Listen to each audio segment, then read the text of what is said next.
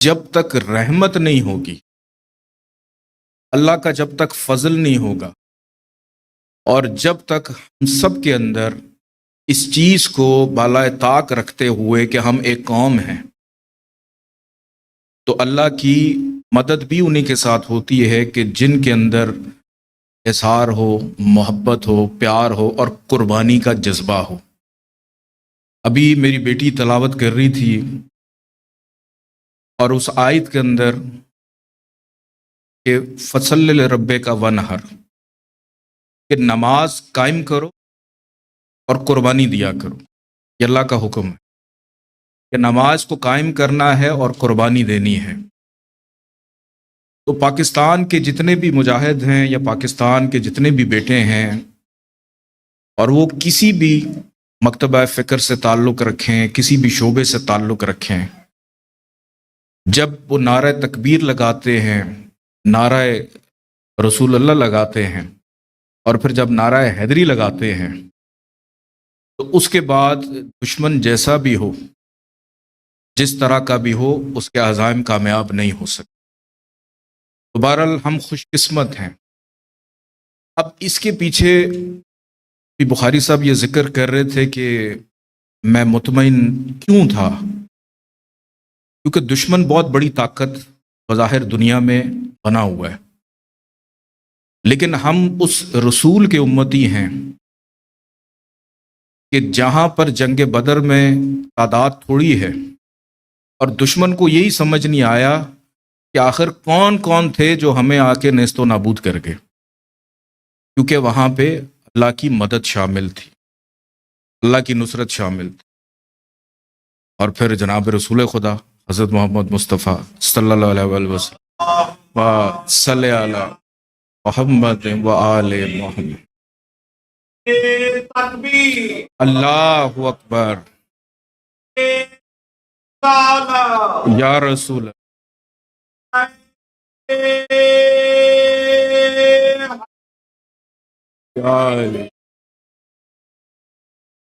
اب اس تمام فتح کے بعد اور اس تمام واقعے کے بعد ایک چیز آپ لوگوں نے گھر جا کے ضرور سوچنی ہے کہ جدھر اللہ نے ہمیں اتنی نعمتیں عطا کی ہیں، جہاں پہ پروردگار نے ہمیں آنکھ دیے ہیں، ہمیں بازو دیے، ہمیں ٹانگیں دیں، ہم سانس لیتے ہیں،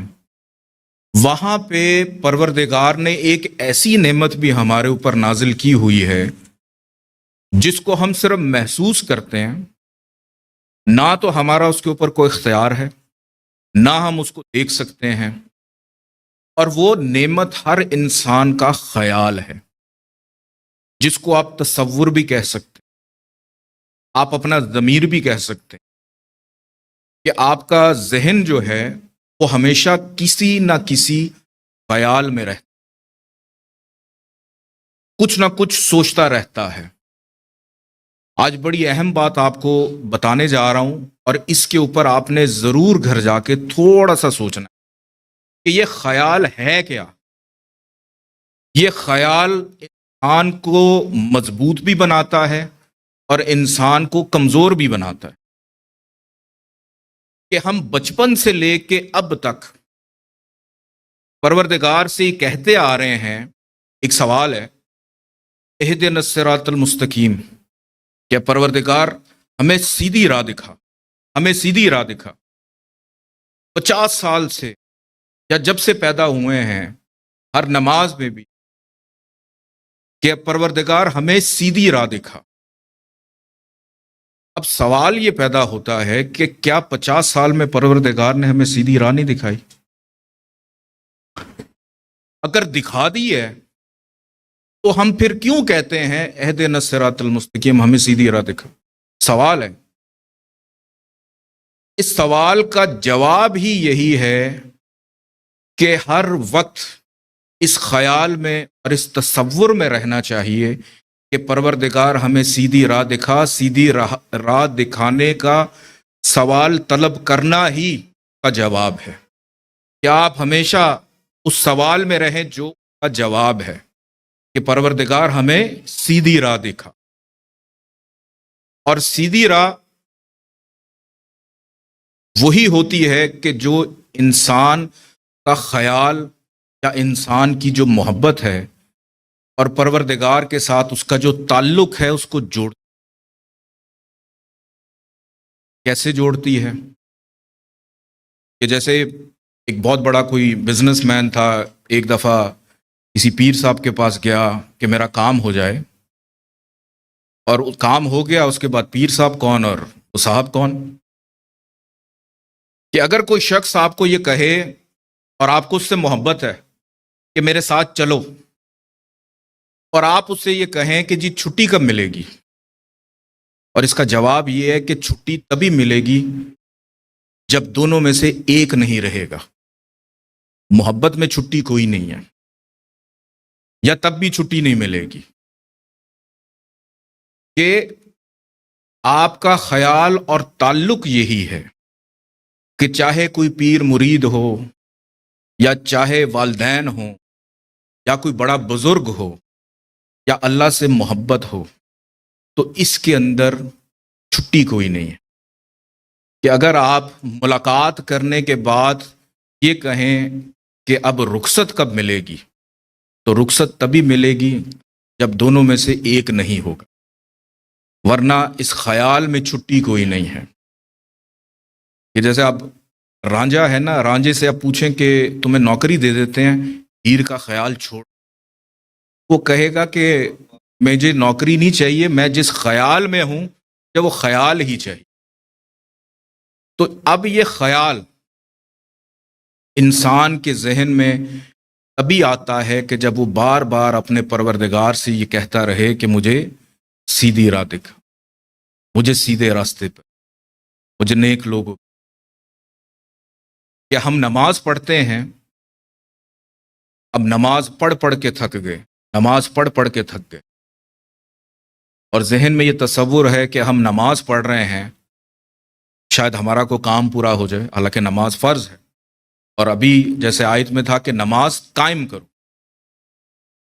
کہ نماز کو قائم کرنے کا سلیقہ پیدا کریں۔ اور پھر اس کے بعد جب ہم درود پڑھتے ہیں، ہم کو وظیفہ کرتے ہیں، کہ آپ کسی سے کہیں کہ درود پڑھا کتنی دفعہ پڑھا، کہ جی 14 دفعہ پڑھا، 2.5 لاکھ دفعہ پڑھا، بس اتنا کافی ہے، اس کے بعد نہ۔ تو درود ہو یا کوئی وظیفہ ہو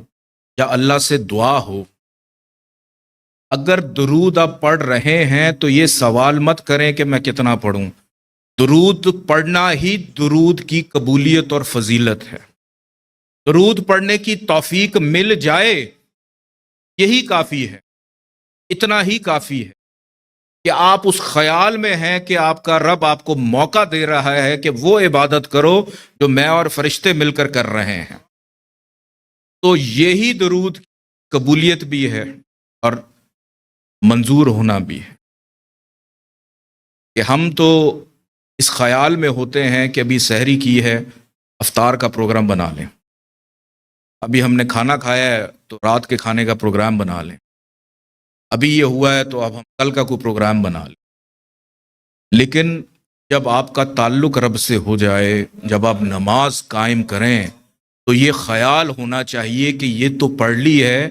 اگلی کے لیے پروردگار موقع دے دے کہ وہ بھی ادا ہو جائے، کہ آپ اس تعلق اور تصور میں رہیں کہ آپ کا اللہ کے ساتھ تعلق قائم رہے۔ اور جب یہ تعلق قائم ہو جاتا ہے تو آپ کی دلیری، جواں مردی بڑھ جاتی ہے۔ اللہ پہ جب یقین ہو تو آپ کی دلیری اور جواں مردی بڑھ جاتی ہے۔ اور اس خیال کو قائم رکھنے کے لیے ایک چیز کہ ابھی یہ جو کچھ بھی ہوا ایک ہفتے میں، میں خاص طور پہ میاں بیوی سے بات کرنا چاہوں گا، کوئی نہ کوئی شوہر ہے، کوئی نہ کوئی بیوی ہے، کسی کے بچے ہیں، کوئی بہن بھائی ہیں، اگر خدا نہ خواستہ ہمارا حال غزہ والا ہو جاتا تو مجھے بتائیں، آپ کی بیوی نے کھانے میں نمک زیادہ ڈال دیا تھا، کیا کرتے آپ؟ یا آپ کے شوہر نے آپ کو مسکرا کے نہیں دیکھا، آپ کی ساس نے یہ مسئلہ ہم کس طرف جا رہے ہیں؟ بہن بھائیوں سے نہیں ملنا چاہ رہا، بچے والدین سے نہیں ایک لمحے کے لیے سوچیں کہ آپ یہاں سے نکلے اور باہر کھنڈرات ہوں، آپ کو پانی پینے کو نہ ملے، آپ کو رہنے کے لیے چھت نہ ملے، تو کیا گزرتی ہوگی کہ پروردگار کی ہمارے پہ اتنی مہربانی کہ ہمارا دفاع مضبوط ہاتھوں میں مطمئن ہے۔ اور انسان جب مطمئن ہوتا ہے تو پھر شیطان بھی تھوڑی سی شرنگیزی کر جاتا ہے۔ تو خدارا آپس کی رنجشوں کو ختم کریں، آپس کی تلخیوں کو ختم کریں، ایک دوسرے کو معاف کریں، معاف کرنے کی عادت ڈالیں۔ بڑی بڑی جنگیں ٹیبل پہ ختم ہو جاتی ہیں تو گھروں کے مسائل بھی گفتگو کر کے ختم ہو سکتے ہیں، بڑے بڑے معاملات بھی ختم۔ کیا ہو جائے گا کہ اگر آپ کے بھائی کو ایک مرلہ زیادہ مل جائے گا؟ کیا ہو جائے گا کہ اگر کوئی 2 روٹی زیادہ کھا لے گا؟ کیا ہو جائے گا کہ اگر آپ کا دوست آپ سے 10 روپے زیادہ کما لے گا؟ کیا ہو جائے گا کہ آپ کے گھر سے آپ کے پڑوسی کا گھر جو بڑا ہے، خدارا ایک دوسرے کو بد نظری سے نہ دیکھیں، محبت سے دیکھیں، پیار سے دیکھیں، احترام سے دیکھیں، ادب سے دیکھیں، بڑوں کا ادب کریں، چھوٹوں پہ شفقت کریں، کہ خیال آپ کا، اس خیال کی نہ تو کوئی ابتدا ہے نہ کوئی انتہا ہے، یہ ہمہ حال ہے۔ تو جب آپ کا اللہ سے تعلق، میں کبھی کبھی سوچتا ہوں کہ کربلا کے میدان میں جب مولا امام حسین کا سر تن سے جدا ہوا اور اس کے باوجود زبان سے تلاوت قرآن پاک جاری ہے، وہ اس خیال میں تھے تو جاری تھا کہ اگر آپ کا سر تن سے جدا ہو جائے تو کیا آپ کی زبان بند رہے گی یا کچھ بولے گی؟ اللہ سے یہ دعا کریں کہ شاید مرتے مرتے ہمیں کلمہ ہی نصیب ہو جائے، کلمہ ہی نصیب ہو جائے۔ اور یہ انہی لوگوں کو نصیب ہوتا ہے کہ جو ہر وقت اس خیال میں رہے کہ میرا تعلق میرے رب کے ساتھ، میرا تعلق ان رب کے بندوں کے ساتھ ہے جن کو رب پسند کرتا ہے، میرے اوپر ان لوگوں کی نظر ہے کہ جن کی دعاؤں سے میں چل رہا ہوں۔ اور یہ دعا کی محفل، یہ شب جمعہ، آپ یقین کریں کہ یہ بہانہ ہے کہ ہم سب ایک دوسرے کے ساتھ مل کر بیٹھیں، کہ آخری جملہ اس کے بعد میں دعا کی جانب بڑھوں گا کہ اگر خدا نخواستہ، میں نے پچھلی جمعرات بھی کہا تھا کہ ہم میں سے بہت سارے افراد مختلف شعبوں سے یا مختلف سوچ سے تعلق رکھتے ہیں، اور آپ کے ہاتھ میں پاکستان کے جھنڈے ہیں، کہ اگر خدا نخواستہ کچھ ایسا ہو جاتا تو شاید یہ بھی نہ پتہ چلتا کہ اس کا تعلق کس سوچ سے ہے یا اس کا تعلق کس فکر سے ہے۔ ہم سب کو پاکستانی بننا ہے، ہم سب کو ایک بننا ہے، ہم سب کو ایک دوسرے کا خیال رکھنا ہے، جہاں پہ ہو سکے ایک دوسرے کے کام آنا ہے، اور خاص طور پہ ہمیں اس کی بنیاد اپنے گھروں سے رکھنی ہے کہ اگر آپ کے بچوں سے کوئی غلطی ہو رہی ہے، ان کو درگزر کر کے اصلاح کرتے ہوئے آگے بڑھائیں، ان کو حوصلہ دیں۔ اگر آپ کا بھائی آپ کے ساتھ نہیں بات کر رہا تو آپ پہل کر لیں، اگر آپ کی بیوی یا آپ کا شوہر آپ سے نہیں بات کر رہا تو آپ پہل کر لیں۔ پہل کرنا سنت ہے، محبت کی پہل کرنا، گفتگو کرنا، بات کرنا۔ باقی لڑائی جھگڑے جو ہیں وہ تو ہمارا حساب کتاب ہوگا جب ہم اس دنیا سے چلے جائیں گے۔ اللہ پاک سب کو اپنے حفظ و امان میں رکھے۔ اللہ پاک ہمارے وطن عزیز کو، اس خوبصورت ملک کو،